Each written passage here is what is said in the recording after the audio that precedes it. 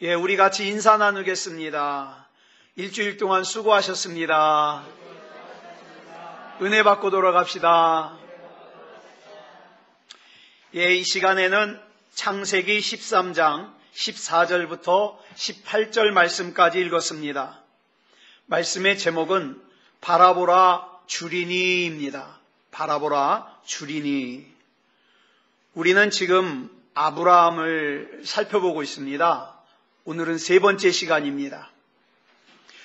우리가 흔히 신앙생활을 잘한다 하거나 또는 신앙생활을 못한다 할 때 여러분 여기서 말하는 신앙생활을 잘하고 못하고의 기준이 뭐겠어요? 그 전에 먼저 여러분 신앙생활이 뭡니까? 신앙생활이. 제가 국어사전을 찾아보니까 신앙생활을 이렇게 설명하고 있어요. 신앙을 가지고 종교에 의지하는 영적 생활. 그런데 제가 아무리 이 설명을 읽어도 하나님을 믿는 우리로서는 설명이 많이 부족해요. 그렇다면 여러분, 신앙생활을 잘한다는 것은 어떻게 신앙생활하는 거예요? 여러분, 라틴어로 하나님 앞에서라는 이 단어를 뭐라 그러냐면 코람데오 이렇게 얘기를 합니다. 코람데오. 이렇게 하나님 앞에서 하나님께서 보시기에 바르게 신앙생활하는 거. 사람들 보는 거 말고요. 하나님 앞에서 하나님이 보시기에 바르게 하나님을 믿는 것, 바르게 신앙생활하는 것, 이걸 갖다 뭐라 그래요? 신앙생활을 잘한다. 이렇게 얘기를 합니다. 그렇기 때문에 하나님을 믿는 믿음이 있는 사람에게는 신앙생활 잘하는 것이 당연한 거예요. 물 흐르듯이 자연스러운 것이지만 믿음이 없는 사람이 신앙생활을 하려니까 어떻게 해요? 불편한 거예요. 억지스러운 거예요. 자연스럽지 못한 거예요. 사실 우리는 어떻게 신앙생활하는 것이 옳은지 옳지 않은지 알아요. 여러분 이렇게 보면 여러분 중에서 그거 모르는 분 하나도 없어요. 하나님께서 나에게 뭘 원하시는지 뭘 원하지 않으시는지 알아요. 문제는 아는 대로 못 사는 거예요. 아는 대로. 이런 내용을 로버트 풀검이라는 사람이 책을 썼는데 책 제목이 재밌어요. 내가 정말 알아야 할 모든 것은 유치원에서 배웠다예요. 책 제목이. 이 로버트 풀검은요, 이 책의 가장 처음 내용이자 중심 내용인 것 같아요. 맨 앞에 나오는 나의 신조라는 소제목에서 이렇게 설명하고 있어요. 어떻게 살 것인지, 무엇을 할 것인지, 어떤 사람이 될 것인지에 대해 내가 정말 알아야 할 모든 것을 나는 유치원에서 배웠다. 지혜는 저 대학의 상아탑 꼭대기에 있는 것이 아니라 유치원의 모래성 속에 있다. 이렇게 설명하고 있어요. 여러분, 오늘 저와 여러분이 나누려고 하는 말씀도 당연한 거예요. 여러분 이미 다 알고 계시는 거예요. 그 내용을 이 시간 우리가 같이 나누려고 합니다. 어떤 내용이냐 하면 저와 여러분이 하나님 안에서 승리하는 인생을 살려면 바라보는 거 잘해야 된다 이 말이에요. 바라보는 거 잘해야 된다. 지금으로부터 약 5년 전이에요. 2014년 11월에 당시 나이로 35살인 닉 왈렌다라는 사람이 외줄타기 선수인데 이 사람이 미국 시카고에 있는 고층 빌딩 3개를 줄로 연결해서 걸어서 건넜어요. 그 길이가 무려 138m, 높이가 200m, 약 65층 높이에요. 200m. 자, 그러면 그 200m 공중에서 138m를 외줄을 갖다가 걸어서 건넜는데 이 사람이 과연 뭘 보고 건넜을까요? 뭐 대단한 거 보고 건넌 거 아니에요. 저 건너편에 있는 움직이지 않는 초점, 그거 하나 보고 건넌 거예요. 여러분, 저와 여러분 다 공감하실 거예요. 우리가 살다 보면 마치 이 닉 왈렌다라고 하는 사람이 외줄타기를 고층 빌딩에서 외줄타기를 하는 것처럼 저와 여러분 인생이 아슬아슬할 때가 한두 번이 아니에요. 정말 하나님이 아니면 안 될 것 같은, 그렇죠? 그런 인생을 우리가 만날 때가 많아요. 그럴 때 과연 내가 뭘 바라보고 사느냐, 이게 굉장히 중요하잖아요. 성경은 히브리서 12장 2절에서 우리가 그런 때 바라보고 살아야 될 표적을 이렇게 설명하고 있어요. 같이 읽겠습니다. 시작. 믿음의 주요 또 온전하게 하시는 이인 예수를 바라보자. 오늘 본문도 마찬가지예요. 오늘 본문도 바라보는 것의 중요성을 우리에게 설명하고 있어요. 자, 본문 14절 보겠습니다. 시작. 롯이 아브라함을 떠난 후에 여호와께서 아브라함에게 이르시되 너는 눈을 들어 너 있는 곳에서 북쪽과 남쪽 그리고 동쪽과 서쪽을 바라보라. 이 말씀은 아브라함과 조카인 롯이 양떼가 너무 많아져서 더 이상 함께 있을 수가 없게 됐어요. 왜? 서로 양을 기르는 종들이 싸우니까 함께 있을 수가 없어요. 그래서 아브라함이 조카인 롯에게 야, 우리 양이 너무 많아져서 함께 있을 수 없으니까 이제 나를 떠나야 되겠다. 네가 먼저 결정해라. 네가 오른쪽으로 가면 내가 왼쪽으로 갈 것이고 네가 북쪽으로 가면 난 남쪽으로 갈 거야. 그러니까 네가 먼저 결정해라. 그래서 아브라함의 조카인 롯에게 먼저 선택권을 줬어요. 그랬더니 롯이 딱 눈을 들어서 주위를 둘러보더니 저 요단 지역을 가만히 보니까, 요단 지역은 그 요단강 흐르는 그곳이에요. 요단 지역을 가만히 보니까 여기는 물이 넉넉해요. 그래가지고 물이 넉넉하니까 뭐가 많아요? 풀이 많아요. 그러다 보니까 양을 키우기에 참 좋아요. 그래서 요단 지역을 선택해요. 근데 이 요단 지역에 뭐가 있어요? 소돔과 고모라가 있어요. 그래서 이 롯이 소돔과 고모라 쪽으로 먼저 떠나요. 그 뒤에 얘기예요. 그래서 본문 14절이 어떻게 시작합니까? 롯이 아브라함을 떠난 후에 이렇게 시작을 합니다.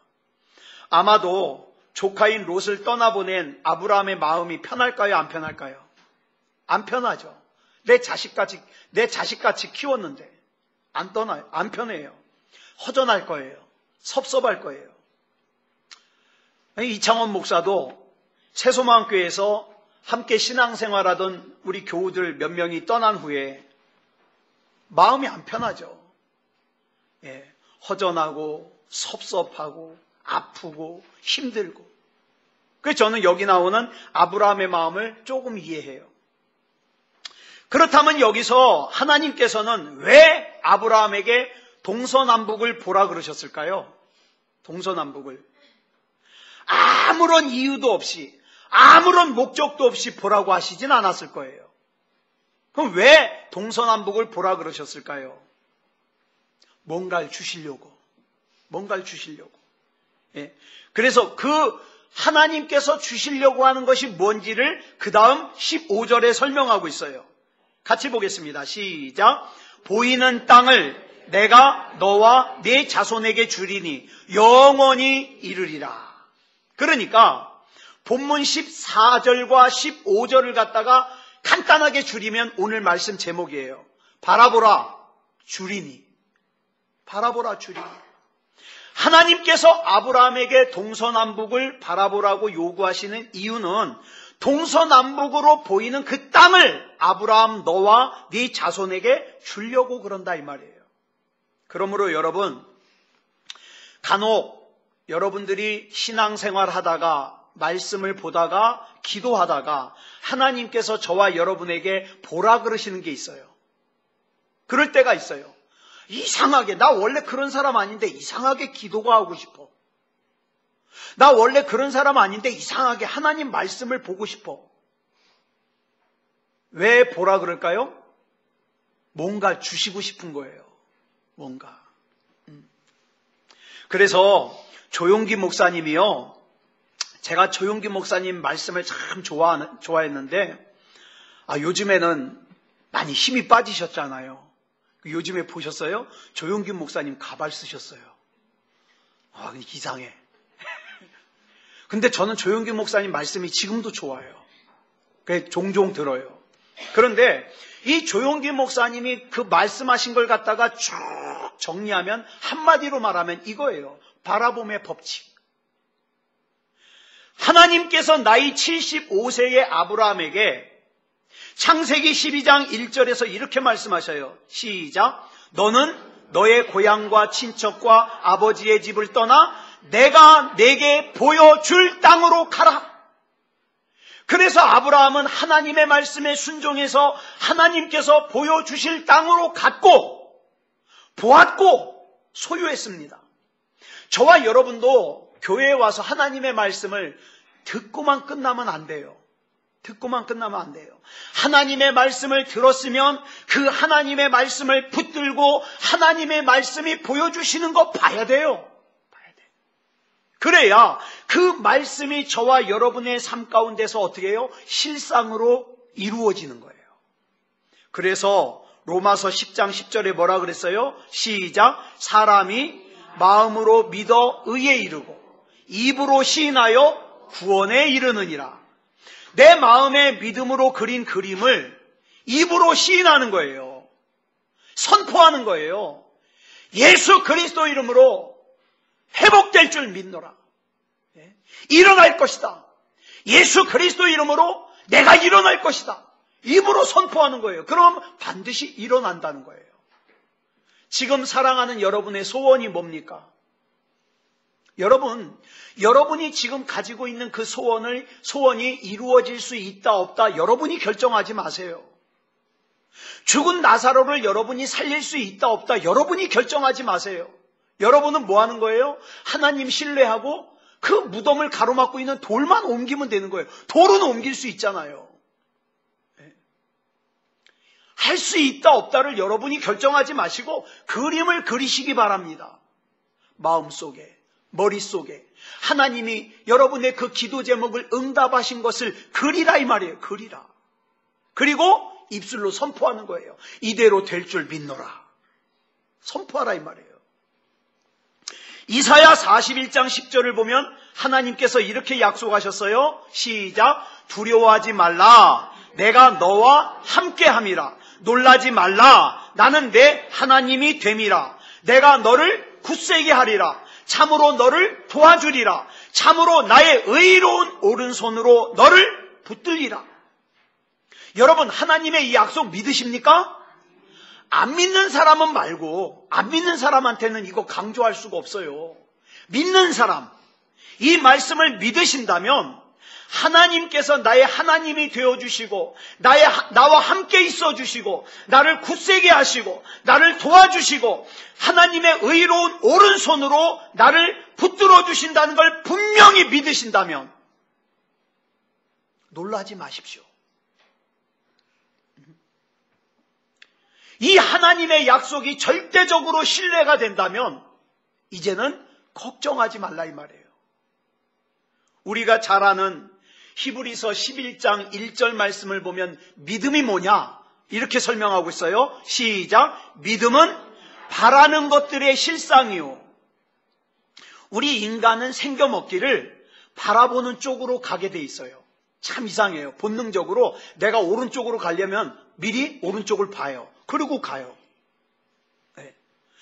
자, 한 번은 제가 그 TV 방송에서 그 특강하시는 분들 있잖아요. 연애에 대해서 강의를 하시는 걸 제가 한번 들은 적이 있어요. 연애. 저는 이미 볼장 다 봤잖아요. 젊은 사람들은 이 강의가 참 필요하더라고요. 이분이 말하기를 보통 남자와 여자가 어떻게 결혼하냐? 많이 보는 사람이 결혼한대요. 물론 중매하는 사람 말고 연애하는 사람들. 많이 보는 사람과 결혼한대요.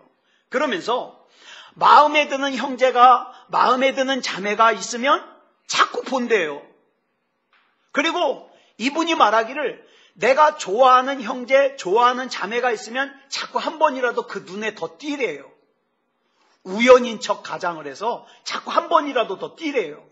그러면 결혼할 가능성이 높아진다는 거예요. 여러분, 하나님께서 여자에게만 주신 특별한 능력이 있어요.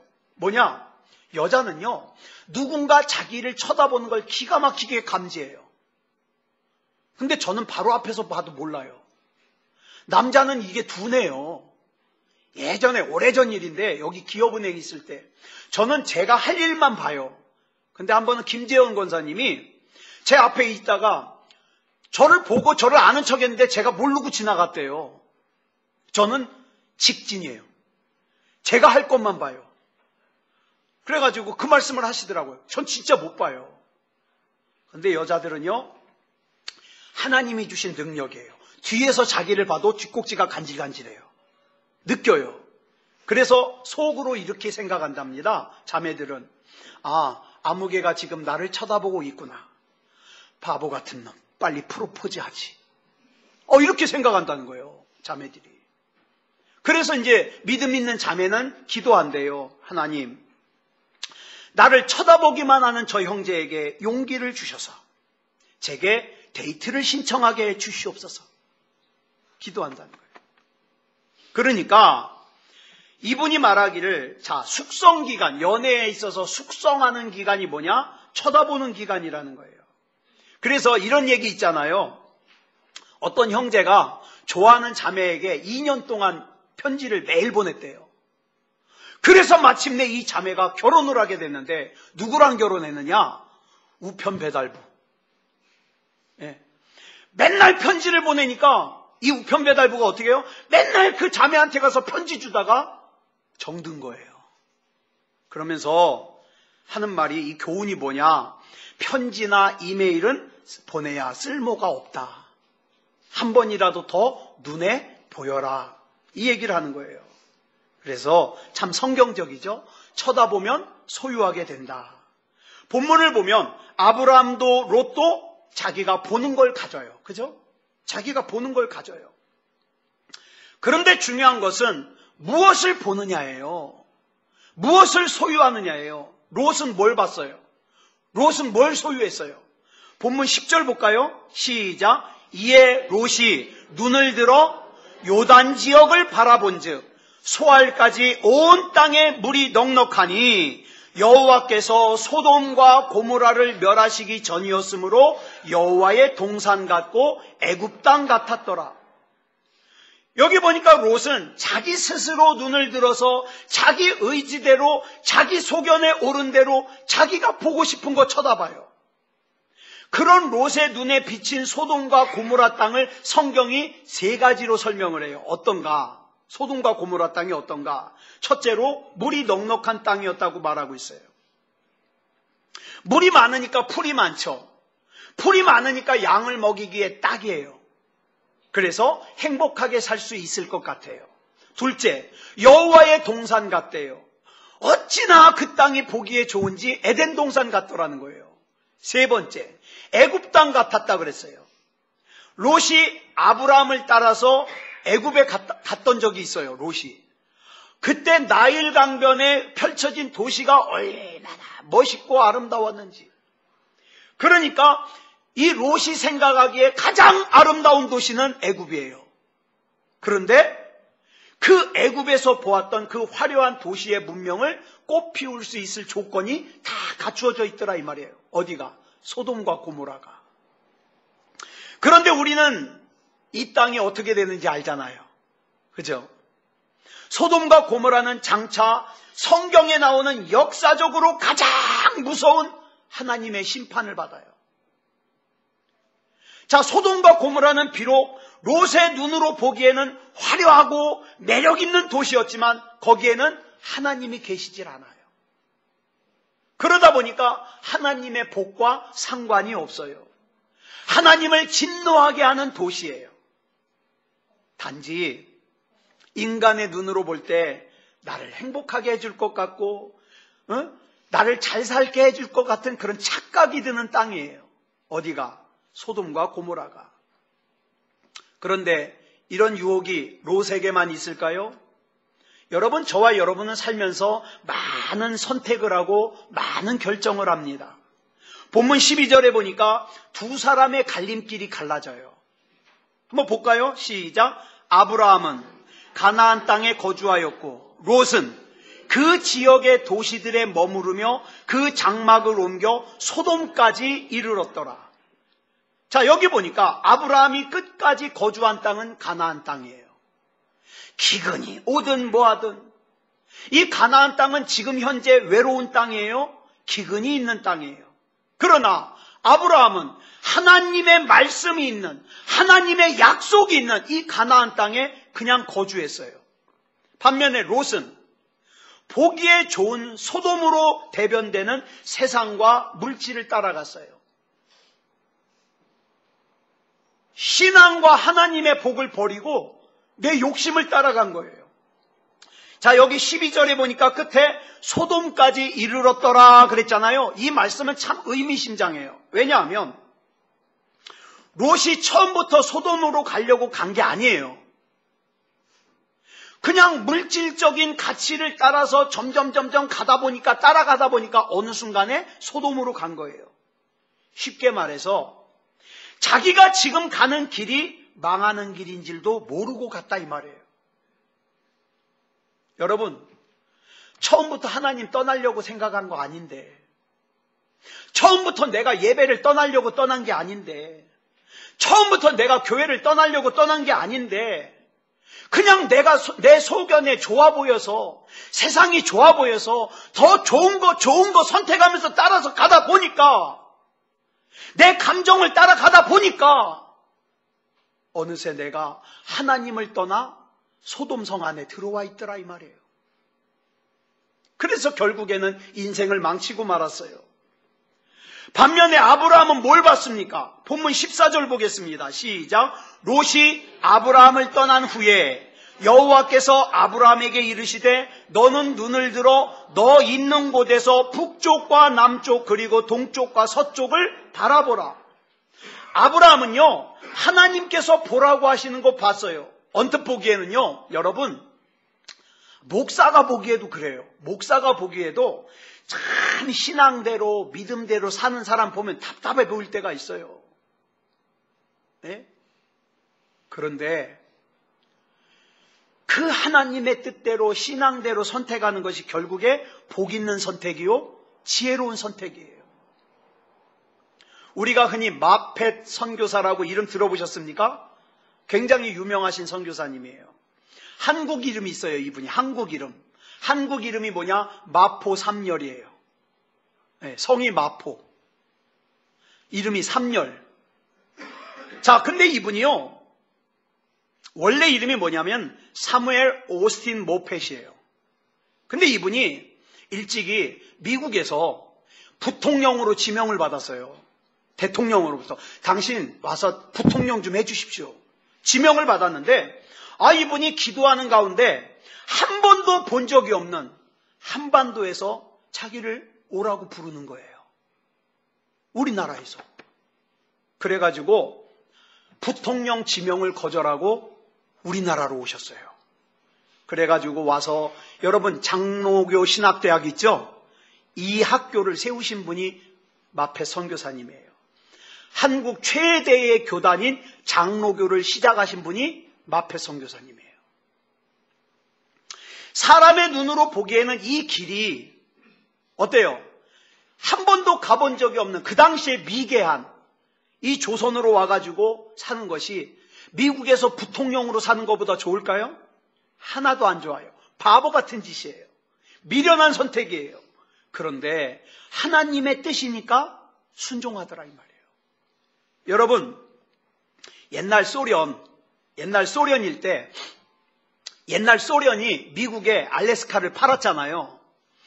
그 당시에 미국의 대통령 이름이 존슨인데, 여러분, 이 알래스카 땅덩어리가 얼마나 큰지 미국 전체 땅덩어리의 5분의 1이에요. 엄청나게 커요. 근데 그거 얼마에 팔았는지 아세요? 그 당시에 720만 달러. 우리 하나로 계산하면 87억 원. 완전 헐값이죠. 그 얼어붙은 땅이 뭔 필요가 있냐는 말이에요. 그래서 그냥 팔아버렸어요. 그런데요, 그렇게 팔아먹은 알래스카가 지금 군사 요충지가 되고 그 땅 속에 석유가 얼마나 많이 파묻혀 있는지 미국의 보물덩어리가 됐어요. 여러분, 우리가 살면서 지금 당장에 나를 둘러싸고 있는 내 삶이, 내 환경이 낙심이 될 때가 있어요. 아무것도 안 될 것 같아요. 낙심이 되고 좌절이 되고 절망이 되고 내가 뭐 할 수 있을까? 그런데 기억하세요. 여러분, 내가 지금 하나님의 뜻 안에서 선택을 하고 결정을 하고 있다면 그러한 내 인생 안에는 분명히 하나님의 뜻이 담겨 있고 보물이 담겨 있어요. 그 보물은 하나님의 때가 되면 반드시 저와 여러분 인생 가운데 드러납니다. 내가 나 자신을 볼 때에는 초라한 인생일 수 있어요. 그러나 믿음의 눈을 열고 보면 내 안에 담으신 하나님의 뜻과 하나님의 섭리와 하나님의 계획이 반드시 보입니다. 이것을 볼 수 있는 사람이 뭐라고 고백할 수 있느냐? 나는 내게 능력 주시는 하나님 안에서 모든 것을 할 수 있다. 이렇게 선포할 수 있어요. 믿음 있는 사람만 할 수 있어요. 여러분, 옛날에 우리나라 농촌이 얼마나 가난했습니까? 얼마나 가난했으면 찢어지게 가난했어요. 여러분, 왜 찢어지게 가난하다 그런지 알아요? 먹을 게 없으니까 맨 감자 뭐 이런 것만 먹잖아요. 이런 섬유질만 먹으니까 어떻게 해요? 변비가 걸려요. 아침만 되면 똥이 잘 안 나와요. 그래가지고 똥을 싸려면 똥구멍이 찢어져요. 그래서 가난한 사람들이 찢어지게 가난하다 그런 거예요. 그런데 보세요. 이 찢어지게 가난한 농촌 마을에서 농부의 아들로 태어나서 내가 이 농촌에만 있을 수 없다. 그래가지고 어린 나이에 서울로 와가지고 구두 닦기를 하면서 자기가 돈을 벌어서 야간 고등학교를 다니던 태영이라는 아이가 있었어요. 이 태영이는 한국의 가난한 농촌이 너무 싫은 거예요. 그래서 어떻게 하면 우리나라 농촌도 잘 살 수 있을까? 그러기 위해서는 이 농업이 굉장히 발달한 덴마크에서 공부를 좀 했으면 좋겠는데 지금 당장 찢어지게 가난한 내가 덴마크 유학을 어떻게 가요? 그래가지고 이 태영이가 새벽마다 교회를 가가지고 기도는 간단해요. 하나님 덴마크, 하나님 덴마크, 하나님 덴마크 좀 보내주세요. 하나님 덴마크 좀 보내주세요. 기도를 했어요. 그러다가 어느 날 내가 이렇게 기도만 하면 되나? 그래서 영어로, 짧은 영어지만 영어로 자기 소개를 썼어요. 그리고 자기의 꿈을 갖다가 영어로 썼어요. 그리고 나서는 참 용감하죠. 그걸 편지 봉투에 딱 넣어가지고 겉봉투에 덴마크 어디로 보낼지 모르니까 딱 이렇게 썼어요. 덴마크의 코펜하겐에 살고 있는 프레데릭 9세 국왕폐하 귀하. 주소는 모르니까. 근데 이제 이 고민을 누가 하느냐? 이 편지를 받은 우체국에서 하는 거예요. 야, 이거 뭐냐? 그래서 우체국에서 그 왕이 살고 있는 왕궁의 주소를 찾아가지고 자기네가 써가지고 그 편지를 보내준 거예요.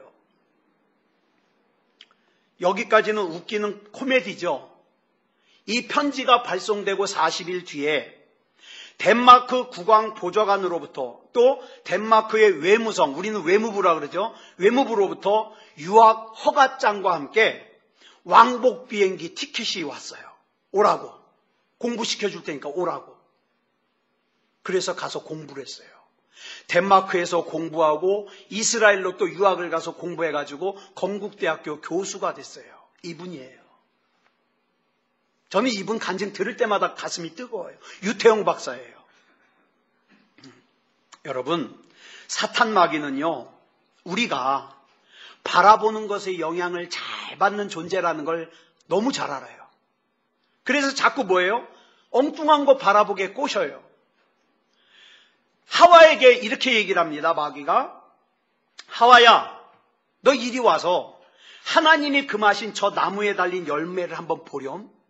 야, 먹지 말라고 그랬지 보지 말라고 안 했잖아. 저 보렴. 이걸 보는 거는 해가 되지 않을 거야. 그러니까 와서 그냥 보기만 해. 그랬더니 하와가 이 말에 이끌려서 보는 것에 영향을 받잖아요. 창세기 3장 6절 볼까요? 시작. 여자가 그 나무를 본즉 먹음직도 하고 보암직도 하고 지혜롭게 할 만큼 탐스럽기도 한 나무인지라. 여자가 그 열매를 따먹고 자기와 함께 있는 남편에게도 주매 그도 먹은지라. 이렇게 바라보는 게 중요해요. 여러분 지금 뭐 보고 계십니까? 창세기 19장 17절에 보면 하나님께서 이 보는 게 그렇게 중요하니까 소돔성에서 도망치는 롯의 가족에게 딱 한 가지 금한 게 있어요. 뭐예요? 뒤돌아보지 마라. 같이 읽어볼까요? 시작. 그 사람들이 그들을 밖으로 이끌어낸 후에 이르되 도망하여 생명을 보존하라. 돌아보거나 들에 머물지 말고 산으로 도망하여 멸망함을 면하라. 여러분, 바라보는 것은요, 저와 여러분으로 하여금 생각하게 만들어요. 그 다음에 어떻게 해요? 그 생각은 바라게 마음으로 소원하게 만들고 바라게 만들어요. 그러므로 저와 여러분이 왜 매일같이 성경을 봐야 되는지 아세요? 왜 우리가 매일같이 짧은 시간이라도 기도해야 되는지 아세요? 하나님 말씀을 보고 기도를 하면 하나님이 보여주는 걸 볼 수 있기 때문에. 하나님이 보여주는 거. 그렇게 해서 하나님께서 보라고 하는 거 보는 사람이 복이 있습니다. 마귀는요, 주로 우리에게 뭐 보라 그래요? 섭섭한 거 보라 그래요. 속상한 거 보라 그래요.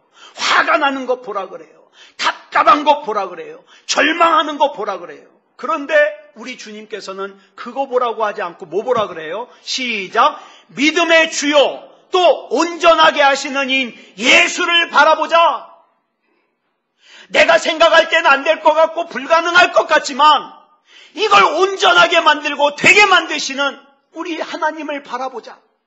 하나님 바라보자. 여러분, 루벤스라고 하는 화가가 있어요. 이 화가가 그린 그림 중에 사자굴 속에 다니엘이라는 이 그림이 있어요. 여러분, 이 그림 보면은 이 가운데 있는 이 사람이 다니엘이에요. 그리고 이 주변에 사자가 있어요. 사자. 제가 세봤어요. 몇 마리인가? 9마리예요. 사자 9마리. 다니엘이 자기를 둘러싸고 있는 사자를 쳐다보면 뭘 생각하게 돼요? 두렵죠. 염려에 빠지죠. 낙심에 빠지죠. 좌절에 빠지죠. 절망에 빠지죠. 근데 여러분 이 그림 보세요. 지금 다니엘이 사자를 보고 있습니까? 뭘 보고 있습니까? 하나님 보고 있어요. 하늘 보고 있잖아요. 이 다니엘은 사자를 보는 게 아니라 하늘의 하나님을 바라봅니다. 저와 여러분 살면서 눈 관리 잘해야 됩니다. 예? 뭘 바라보느냐가 이렇게 중요해요. 맨날 자기 자신만 바라보면서 나는 불행해, 우리 가정은 왜 이런지 몰라, 나는 끝났어, 내 인생은 절망이야. 그러지 말아요. 그렇게 내 옆에 있는 사자만 보지 말아요. 하나님 바라보고 하나님이 보라 그러는 거 보자고요. 본문 16절 보겠습니다. 시작. 내가 내 자손이 땅에 티끌 같게 하리니 사람이 땅에 티끌을 능히 셀 수 있을진데 내 자손도 세리라. 여기 하나님께서 왜 이 말씀하셨을까요? 제가 이제 이 말씀, 하나님이 왜 티끌 얘기를 하셨을까 생각을 했어요. 여러분, 여기 나오는 티끌은 우리 지금으로 말하면, 쉽게 말하면 흙먼지예요. 흙먼지. 지금 어떤 상황이냐면 롯과 롯의 가족들과 양떼들이 막 떠났어요. 떠나고 나니까 뒤에 뭐가 보여요? 예? 막 양떼들과 사람들이 막 말 타고 막 떠나니까 뒤에 뭐가 남았어요? 흙먼지가 남죠. 지금 그 뒤에서 아브라함이 떠나는 롯의 뒷꼭지를 쳐다보고 있어요. 다 떠나고 뭐만 남았어요? 흙먼지만 남았어요. 그래가지고 아브라함이 마음속에 롯이 떠난 그 뒤에서 허탈감과 섭섭함과 속상함으로 인해서 그 뒷꼭지만 보고 있는 거예요. 그런데 롯이 떠나고 남은 그 허탈하고 그 다음에 허무하고 속상한 아브라함에게 하나님이 음성을 들려주시는 거예요. 그 롯이 떠나고 난 그 흙먼지를 보면서 아브라함아, 저 롯과 롯의 가족과 양떼들이 떠나고 난 뒤에 남아있는 저 흙먼지 보이냐? 예, 보여요. 제가 지금 속상해요. 너와 네 자손이 저 흙먼지 같이 될 거야. 많아질 거야.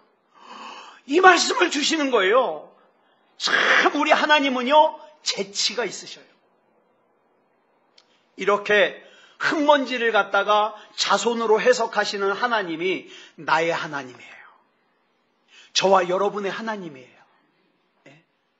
그러니까 이 하나님을 나의 하나님으로 믿는 사람은 절대 절망하지 않습니다. 그렇죠?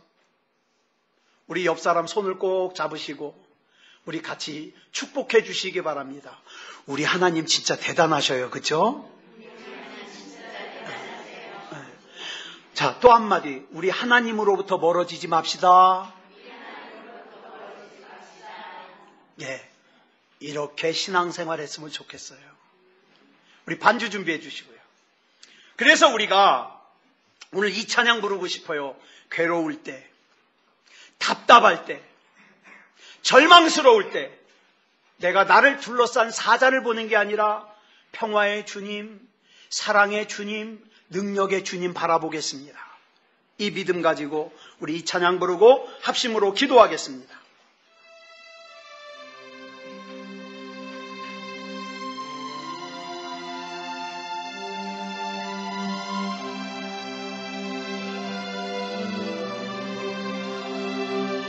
괴로울 때 주님의 얼굴 보라, 평화의 주님 바라보아라. 세상에서 시달린 친구들아, 위로의 주님 바라보아라. 눈을 들어 주를 보라, 내 모든 염려 주께 맡겨라.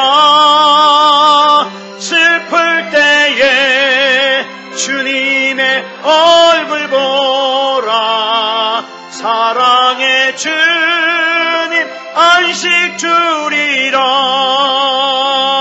힘이 없고 내 마음 연약할 때 능력의 주님 바라보아라.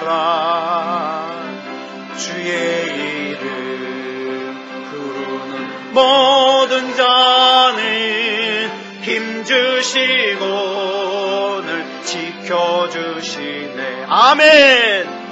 눈을 들어 주를 보라, 내 모든 염려 주께 맡겨라. 슬플 때에 주님의 얼굴 보라, 사랑의 주님 안식 주리라. 자, 우리 이 시간 같이 기도하겠습니다. 기도하실 때 하나님만 바라보며 살게 해 주시옵소서. 우리 같이 합심으로 기도하겠습니다. 사랑의 아버지 하나님, 이 시간 창세기 13장에 아브라함의 삶을 통하여 내가 하나님을 바라보면 하나님께서 나를 바라보게 하신 것을 주심을 믿습니다. 아버지 하나님이여, 세상에 나를 둘러싼 환경, 처지, 형편 바라보지 말게 하여 주시고 나의 하나님, 나의 능력의 하나님, 사랑의 하나님, 구원의 하나님을 바라보게 하여 주시옵소서. 아버지 하나님이여, 우리 하나님께서 앞장서 주시고 역사하시고 인도해 주심을 믿습니다. 좌로나 우로나 치우치지 말게 하시고 오직 하나님 바라보며 믿음다운 믿음으로 살아갈 수 있게 하여 주시옵소서. 모든 것을 우리 주님 앞에 맡겨드리오며 그리스도 예수님의 이름으로 간절히 기도드려 싸움나이다. 아멘.